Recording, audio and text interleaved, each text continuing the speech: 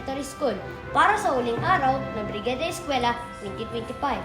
Ating lilibutin ang ating eskwelahan at saksihan ang bawat palapag kung handa na nga ba ang pagbubukas ng klase. Silipin po natin ang paligid sa harap ng eskwelahan. Tawagin natin si Norin upang ibahagi sa atin ang mga kaganapan, palatuntunan sa pagkatapos ng Brigada Eskwela 2025. Maraming salamat, Francis.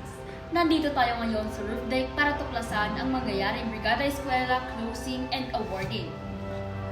Sa kabila ng pagod, puyat at sakripisyo ng ating guro, mga kawaksi, mga guro at iba pang mga volunteers kasama ang mga artist, private sector at mga magulang para tumulong mapaganda at mapaayos ang ating eskwelahan ay sama-sama pa rin nilang tinanggap ng may ngiti ang kanilang mga sertipiko as an MJS Heroes.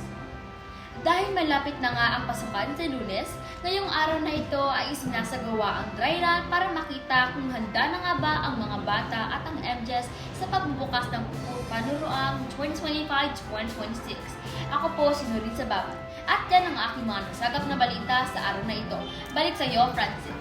Matthew, kumusta kayo dyan? Magandang araw, Francis. Magandang araw, mga ka-MJS.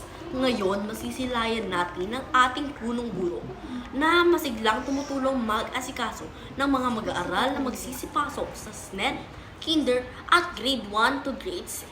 Katuwang ang mga guro, Boy Scout, Girl Scout, Supreme Elementary Learner Government at NTPs.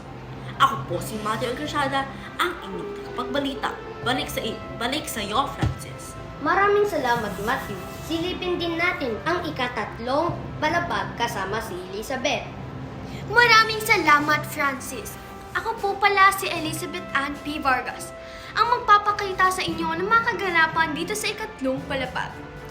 Makikita po natin na ang bawat advisor ay nagkakaroon ng classroom orientation upang maihanda ang mga mag-aaral at makikita din natin na ang hallway naman sa bawat palapag sa Marcelo Green Elementary School ay sobrang linis na dahil sa mga tulong ng mga guro at mga volunteer armies. Balik sa iyo, Francis.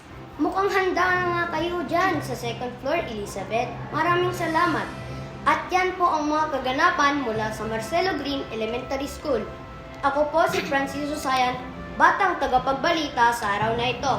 Ako naman po si Norin Sababan. Ako naman po si Matthew Agresiada. At ako naman po si Elizabeth Vargas. Kita-kits po tayo at ihanda na ang mga sarili para sa panuruang 2025-2026. Sama-sama para sa batang bumabata. #BetterMJS. #handa dapat lahat. Maraming salamat po!